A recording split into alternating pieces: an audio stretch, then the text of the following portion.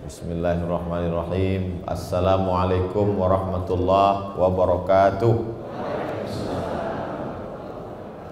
Alhamdulillah wassalatu wassalamu ala Rasulillah wa ala alihi wa sahbihi wa man da'a bi da'watihi wa istanna bi sunnatihi ila yaumi liqa'i rabbih wa ba'du. Yang saya hormati, saya muliakan, saya ta'zimi keluarga besar Yayasan Ma'had Islam Semarang. Tidak dapat saya sebut satu persatu, semuanya dimuliakan Allah Subhanahu wa taala. Amin ya rabbal alamin. Wirdun bahasa Arabnya, kita menyebutnya wirid, artinya sesuatu yang dirutinkan. Makanya kalau ada orang pengajian ibu-ibu sore-sore pun disebut juga wirid, walaupun isinya arisan. Wirid adalah bacaan rutin. Sampai ada ungkapan ulama yang agak sangat keras, saya pun segan untuk menerjemahkannya. Man laisa lahu wir fahuwa qir. Siapa yang enggak baca wirid, maka dia monyet.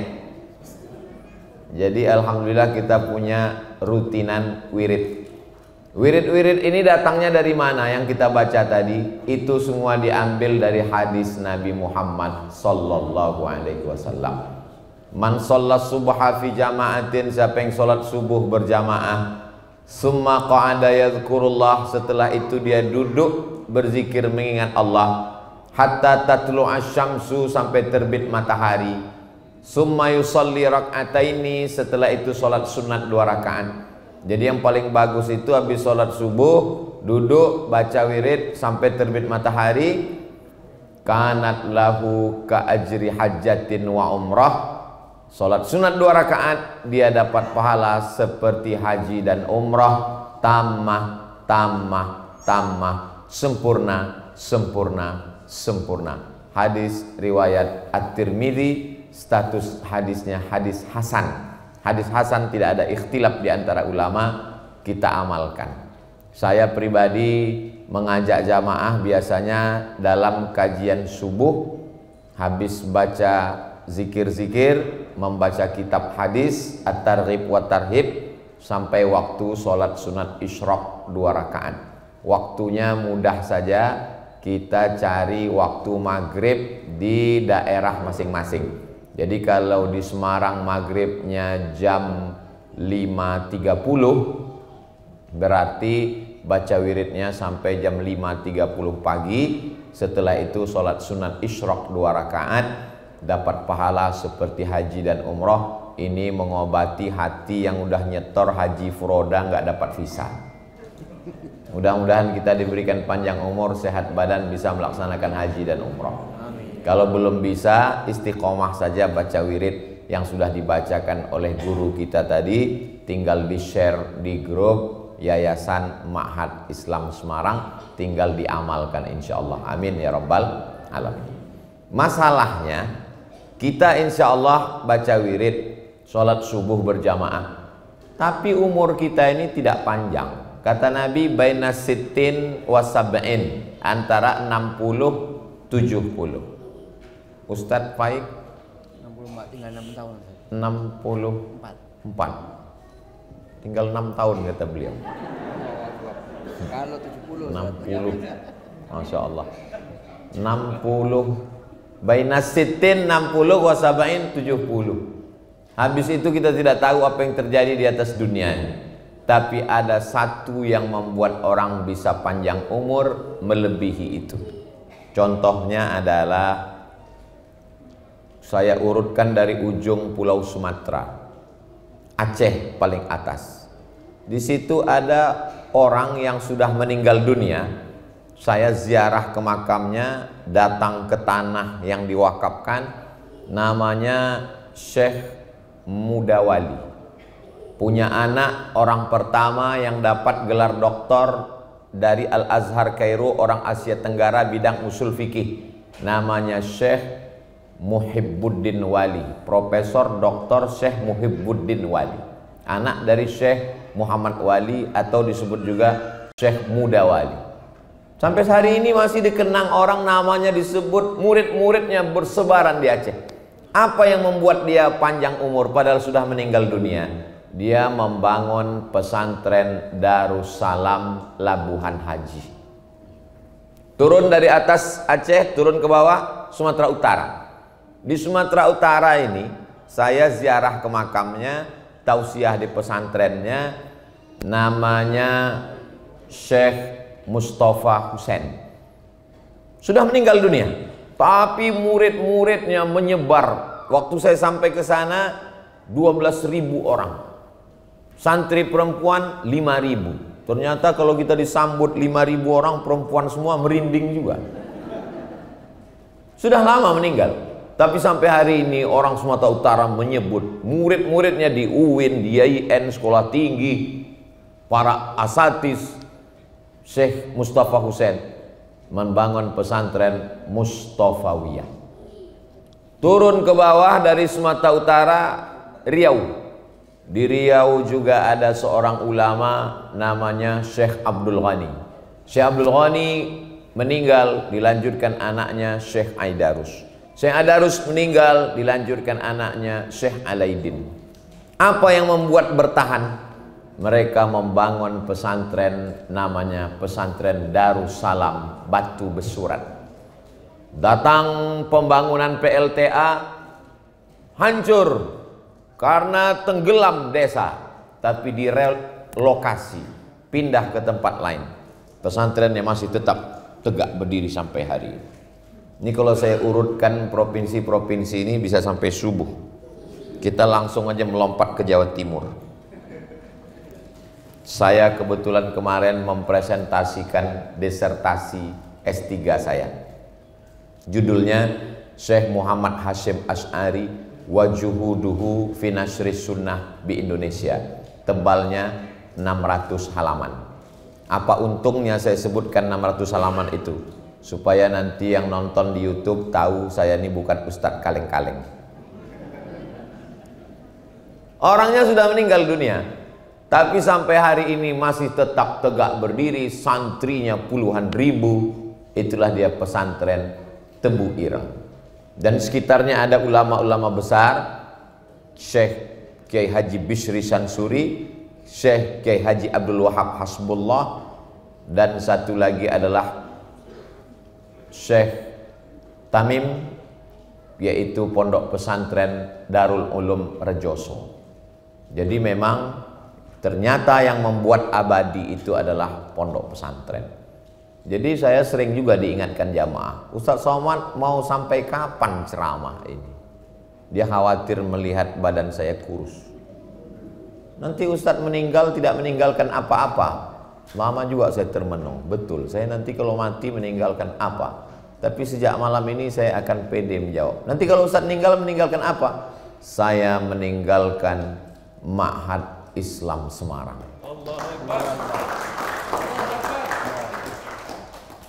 Loh, apa hubungan Ustadz dengan Ma'had Islam Semarang? Oh, ada hubungannya. Mana buktinya? Ini fotonya ada, videonya ada, sedikit banyak. Maka insya Allah saya berterima kasih kepada keluarga besar Yayasan Ma'had Islam Semarang dilibatkan dalam acara ini. Saya menumpang perahu safinah kapal Nabi Nuh yang akan menyelamatkan dari banjir bandang. Perahu itu bernama Yayasan Ma'had Islam Semarang. Allahu Akbar. Jadi kita ini akan mati menghadap Allah Subhanahu wa taala, diawali dengan jantung koroner, diabetes meletus, asam urat, asam lambung, dan asam-asam lainnya. Ada yang kekal abadi, yaitu Ma'had Islam. Perjuangan yang sulit adalah pembebasan tanah. Ternyata tanahnya sudah ada 6.000 meter, tapi karena tidak dibangun, kesakitan massal, tinggal 4.000 meter. Kalau 4.000 meter ini tidak kita selamatkan, habis. Maka 4.000 meter yang tersisa inilah. Jadi tadi saya tanya berapa meter tanahnya, tinggal 4.000 Ustaz. Di pusat kota atau di pinggir, di tengah kota, berarti nggak bisa ke samping, dia mesti ke atas. Sesuai dengan yang kita tonton di TV. Yang namanya pembangunan itu ke atas, bukan ke samping. Bangunannya mesti naik ke atas. Jadi kalau gitu kita mesti menyiapkan semennya, batu batanya. Saya lihat di samping udah ada batu bata. Biasanya peletakan batu pertama itu di atas tanah. Seumur-umur baru ini insya Allah peletakan batu pertama di hotel. Insya Allah. Lama sudah saya tausiah kemana-mana tempat. Baru ini peletakan batu pertama di hotel. Nanti setelah diletakkan baru dibawa ke lokasi. Itu tidak mengurangi apapun. Catatan malaikat tidak pernah lalai dan lupa. Jadi dahsyatnya sedekah. Yang pertama adalah membuat orang kekal abadi, gak mati-mati sampai hari kiamat. Jadi kalau ada ibu-ibu yang khawatir takut mati, kasih 100 sak semen. Insya Allah bertahan 3 bulan. Kalau mau tambah lagi, bisa nambah lagi. Bapak-bapak yang khawatir nanti kalau saya meninggal dunia Pak Ustadz, rumah saya ini nanti akan dijual, anak-anak saya, istri saya diambil brownies berondong manis, mobil saya diambil, lalu nama saya yang ada di STNK BPKB akan diganti, pasti. Nama yang ada di surat tanah akte notaris akan diganti Badan Pertanahan Nasional, pasti. Kenapa? Karena petugas pajak nggak mau nagih pajak kepada almarhum.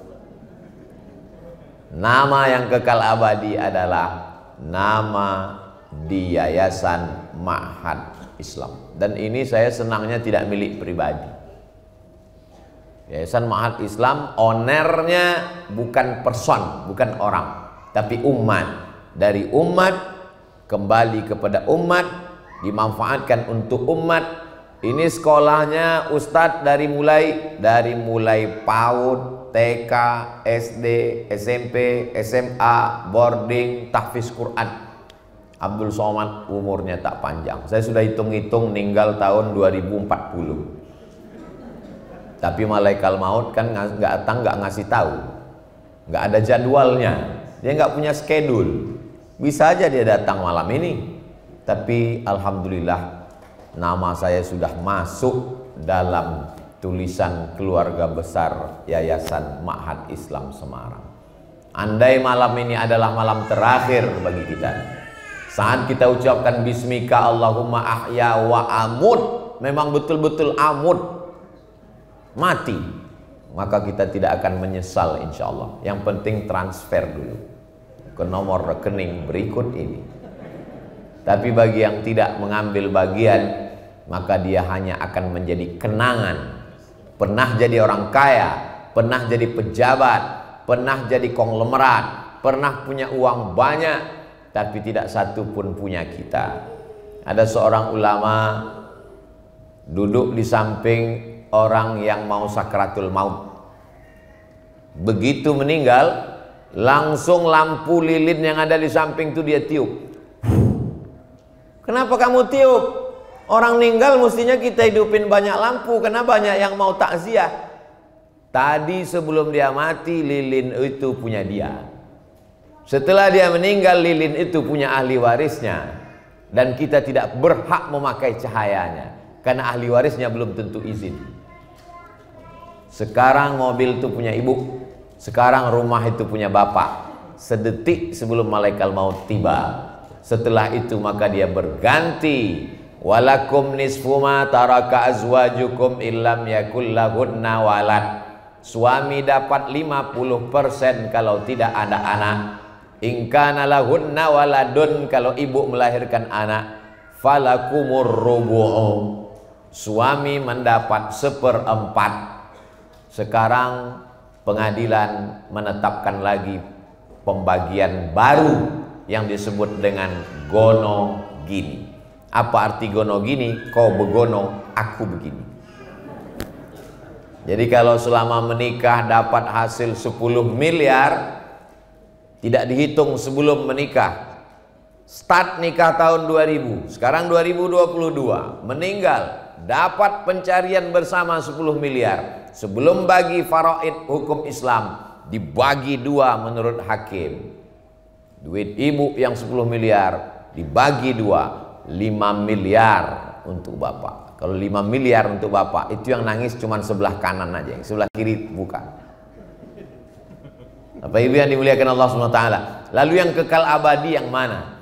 2-3 sak semen, batu kerikil, batu bata, kosen pintu, ngecor, tiang, itulah yang akan kekal abadi. Karena anak-anak tahfiz Quran di Ma'had Islam Semarang, sholat subuh, sholat zuhur, sholat asar, sholat maghrib, sholat isya, tahajud malam, mereka mulai jam 3:30 sudah bangun, sholat sunat taubat, sholat sunat hajat, sholat sunat tahajud, sholat sunat witir, ngulangi hafalan Quran, azan subuh, qobliyah subuh, sholat subuh, baca wirid sampai terbit matahari, masuk kelas, sholat zuhur, ba'diyah zuhur, sholat asar, murojaah, ngulang hafalan Quran, maghrib, isya, jam 10 malam baru mereka tidur.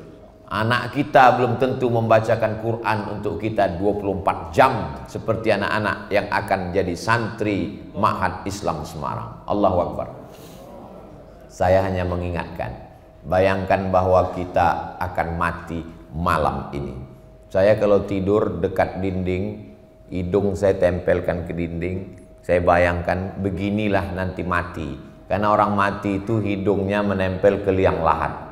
Jadi kalau dinding liang lahat ini hidung kita, pandangan kita tidak sampai setengah jengkal. Tapi ada orang yang pandangannya seluas mata memandang. Itulah orang yang sempat berwakaf tanah. Siapa yang mewakafkan tanah 4.000 meter itu dulu, yang awalnya 6.000 jadi 4.000, maka orang yang mengambil 2.000 itu kalau tidak izin, di akhirat dia akan dituntut di hadapan Allah SWT.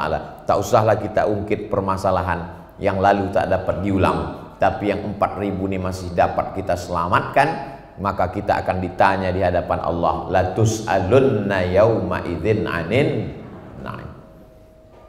Saya kalau hanya sekedar ceramah, kajian subuh, kajian duha, kajian ibu-ibu, kajian bapak-bapak, selesai. Tapi dengan kajian malam ini kita sedang ingin membuat suatu keabadian. Dahsyatnya sedekah yang pertama, abadi sampai hari kiamat. Yang kedua, orang-orang yang sudah mati meninggal dunia itu kalau ditanya, hai jenazah-jenazah, mayat-mayat orang kubur, kalian kalau dihidupkan lagi mau apa tidak? Mereka menjawab. Jawabannya diceritakan dalam Quran. Laula akhartani ila ajalin qarib. Kalau kau beri kami waktu ya Allah hidup qarib, semenit, sedetik saja. Kalau dikasih hidup sedetik kamu mau apa? Kata mereka menjawab, fa'as-saddaqa, kami mau bersodaqah. Tak ada di antara jenazah itu yang menjawab kami mau haji, nggak ada. Kami mau umroh, nggak ada. Kami mau sodaqah. Kenapa? Karena kalau haji balasannya nanti setelah hari kiamat. Al-hajjul mabrur laisa lahu jaza ilal jannah. Tapi sedekah balasannya langsung cash sebelum hari kiamat, diterima di alam kubur. Itulah mengapa orang-orang yang dikubur itu ketika ditawarin hidup lagi, mereka ingin kalau kami hidup sedetik saja kami mau bersedekah. Tapi apa mau dikata, ruh tidak akan mungkin masuk lagi ke jasad untuk bangkit ke atas dunia mengambil uang tabungan, karena sudah mati menghadap Allah. Kullu nafsin dha'iqatul maut. Orang yang mati itu sekali saja merasakan mati. Sekali lagi dia tidak lagi merasakan mati, karena dia mempertanggungjawabkan semua yang sudah dia terima di hadapan Allah Subhanahu wa ta'ala. Yang ketiga, kullu mri'in tahta zilli shadaqatihi. Ketika nanti kita dibangkitkan di padang mahsyar, tidak ada payung, tidak ada atap, tidak ada tenda, semuanya hancur lebur. Tapi ada orang yang tenang, adem ayem, tidak berkeringat. Siapa dia? Kullu mri'in tahta zilli shadaqatihi. Mereka bernaung di bawah sedekahnya. Jadi bisa kita bayangkan yang berwakaf 4.000 meter yang asalnya 6.000 itu, kalau sekarang di pusat kota Semarang harga tanah kita patok saja 5 juta, kali 5.000 meter kali 4.000, 5 kali 4, berarti nanti naungan dia itu di akhirat seperti tebalnya flyover. Tenang, dia teduh di bawah sedekahnya. Jadi kalau ada yang orang nyumbang 100 juta, itu juga masih semen yang tebal. Kalau 100.000 Pak Ustadz, itu tenda biru. Bapak Ibu yang dimuliakan Allah Subhanahu wa Ta'ala. Jadi banyak orang bersedekah karena kasihan. Kamu bersedekah ke pesantren kenapa? Kasihan mereka nggak belajar. Kamu sedekah kenapa? Kasihan anak-anak nggak sekolah. Jadi pandangannya itu ke bawah. Dalam Islam bukan begitu. Kita bersedekah itu bukan kasihan sama orang. Kalau kita kasihan sama orang berarti rusak tauhid kita. Seolah-olah kita yang ngasih dia. Kita bersedekah itu persiapan untuk kita. Jadi nunjuknya ke sini, bukan ke sana. Saya sedekah sama kamu karena kasihan nanti kamu nggak sekolah. Saya sedekah kamu karena kasihan nanti kamu nggak makan. Berarti kita sama dengan Fir'aun. Rezeki orang ada di tangan kita. Kita bersedekah karena kasihan diri kita, karena nggak punya naungan di padang mahsyar. Begitu mestinya pandangan, bukan ke bawah tapi ke diri kita, karena kita mati tidak bawa apa-apa. Tukang bangunan pun mati nggak bawa semen. Tukang tenda, penyewaan tenda pun mati nggak bawa tenda. Lama hidup banyak dirasa, jauh berjalan banyak dilihat, macam-macam sudah saya tengok. Sudah melihat orang meninggal di Maroko, di Mesir, di Sudan, di Indonesia, di Riau, di Sumatera, di Jawa. Belum pernah saya lihat ada orang mati membawa harta kalau dia Islam. Semuanya tinggal, hanya sampai pelataran parkir, yang dibawa hanyalah kain putih digulung seperti dodol Garut. Habis itu dibuka ikatan-ikatan, siap menghadap Allah Subhanahu wa Ta'ala. Yang kekal abadi yang mana? Ma'akalta, yang kau makan, fa'afnaita, busuk. Wa malabista, yang kau belikan pakaian, fa'ablaita, lapuk. Wa matasaddaqta, yang kau sedekahkan, fa'abdaita, itulah yang akan kekal kau bawa mati menghadap Allah Subhanahu wa Ta'ala. Yang keempat, dawu mardakum bis sadaqah, obati orang yang sakit di antara kamu dengan sedekah. Jadi kalau selama ini ke dokter spesialis udah, saya semua udah saya coba Pak Ustadz, ke dokter udah, ke medis udah, ke dukun pun udah Pak Ustadz. Mana boleh ke dukun? Man atakahinan, siapa yang datang ke dukun, fasaddaqahu bima yaqul, percaya pada ucapan dukun, falam tuqbal lahu salatun arba'ina lailah, tak diterima salatnya 40 hari 40 malam. Yang sudah bertobat alhamdulillah, yang belum bertobat nauzubillah. Tapi ada satu yang belum dicoba, dawu mardakum bis sadaqah, obati orang yang sakit di antara kamu dengan sedekah. Ketika saya sampaikan hadis ini di Masjid Islamic Center di Riau, pas di parkiran datang bapak-bapak. Ustadz Somad tadi menyampaikan hadis itu pernah diamalkan istri saya. Gimana ceritanya? Ke rumah sakit, di scan, mohon maaf, di rahimnya ada sebesar uang logam kista. Kata dokter, ini kistanya mesti dioperasi, dicopot. Nanti kalau dicopot rahimnya ikut sekalian. Berarti kalau rahimnya dicopot nggak bisa hamil lagi. Menangis si ibu. Si bapak tersenyum. Istrinya tahu hadis Nabi, dawu mardakum bis sadaqah. Dia sodakoh.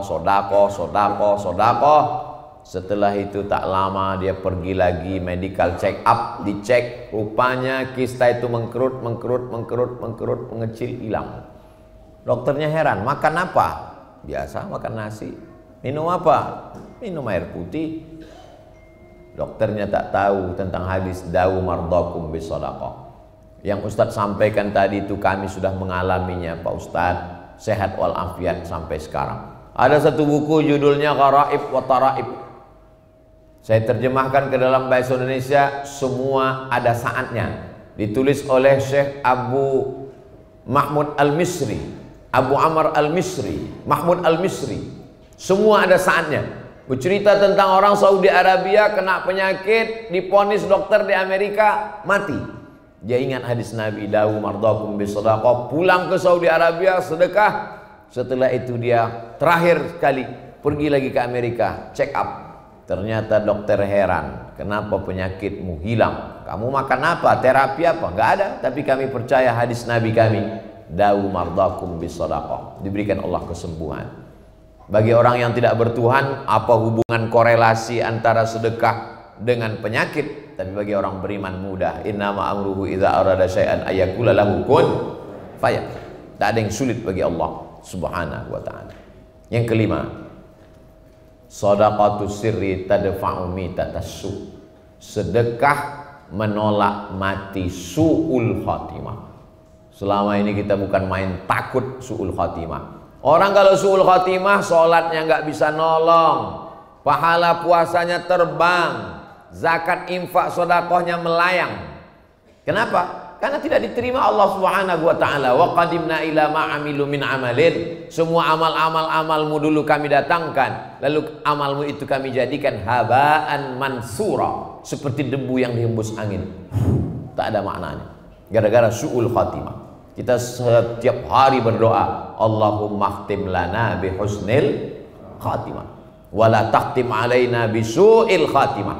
Tapi kata Nabi, ada cara menolak mati su'ul khatimah. Dengan apa? Shadaqatus sirri tadfa'u mitatassu. Sedekah menolak mati su'ul khatimah. Ada seorang anak muda pakaian ihram, sujud di belakang makam Ibrahim, ninggal sedang sujud. Tidak ada kematian yang lebih indah daripada ini.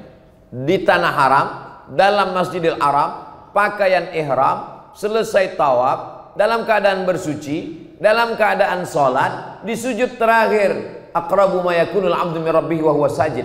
Orang paling dekat dengan Allah waktu sujud, ninggal. Datang orang ke rumahnya, belum nikah, nanya ke ibunya, anak ibu ini ulama? Enggak.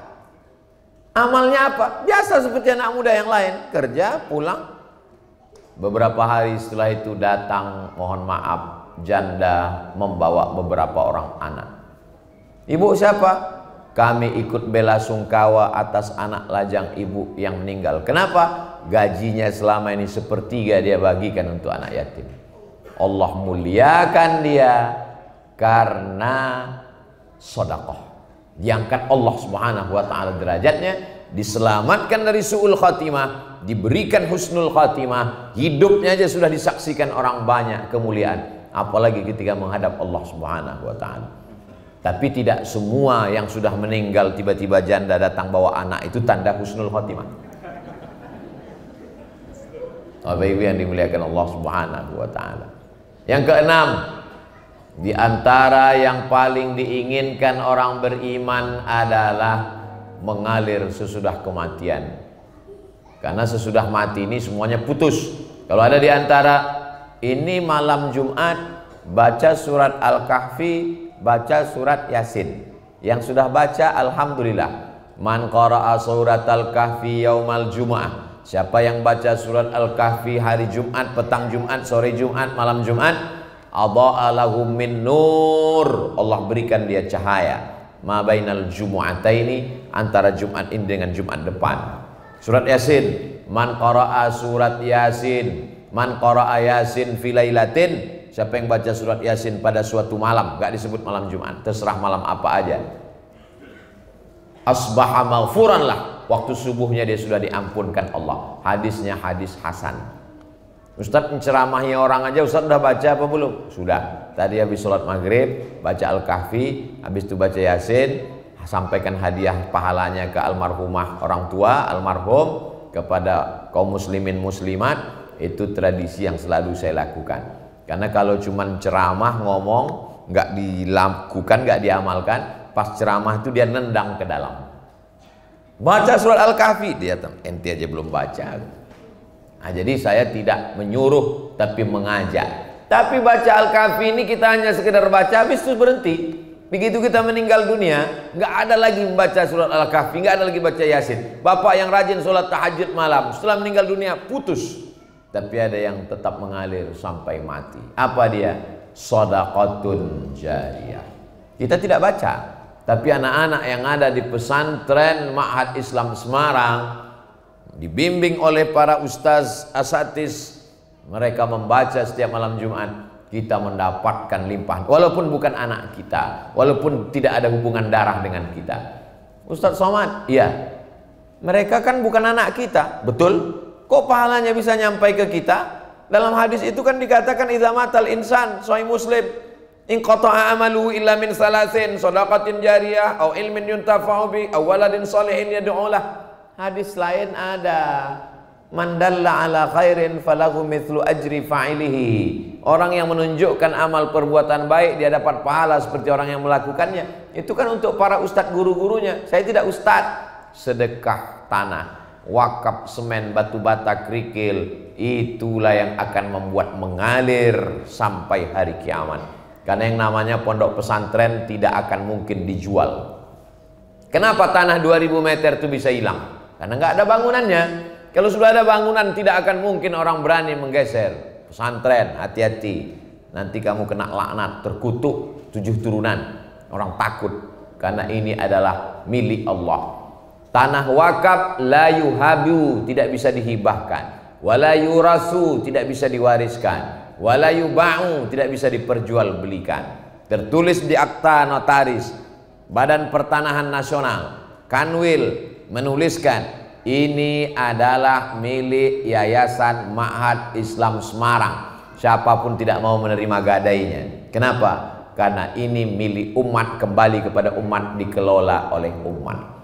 Jadi malam ini kita sedang membahas sesuatu yang dapat menyelamatkan kita. Pada saat itu tak ada yang bisa menolong. Yatsba'ul mayyita salasun, yang mengiringi mayat sampai ke liang lahat ada 3. Yang pertama maluhu, hartanya, mobil mewahnya sampai pelataran parkir. Yang kedua ahluhu, istrinya, suaminya, anaknya, mantunya, cucunya, nangis semuanya. Tapi air mata tak semuanya air mata kesedihan, banyak juga air mata buaya. Ternyata buaya itu nggak ada pori-porinya, dia nggak berkeringat. Jadi buaya itu dia kalau caranya mengeluarkan air dari badannya itu melalui satu saluran di dekat mata, maka dia mengeluarkan air, tapi bukan karena sedih, kekenyangan pun dia nangis juga. Maka disebut dengan air mata buaya. Itu buaya yang di air, apalagi yang di darat. Semua orang akan menangis dengan kepergiannya, sedih. Di hari kedua mereka mulai tersenyum tertawa. Di hari ketiga mereka mulai lupa. Tapi ada yang kekal abadi. Mana dia? Yang kita wakafkan untuk pembangunan Ma'had Islam Semarang. Ini ujung Semarang ini mesti disebut karena banyak Ma'had Islam yang lain. Bukan tidak baik, tapi ini kita khususkan. Saya berharap dalam waktu beberapa bulan ini terwujudlah apa yang dicita-citakan ini, insya Allah. Menerima murid tahun ajaran berikutnya, sehingga program pertama adalah kajian masyarakat sekitar.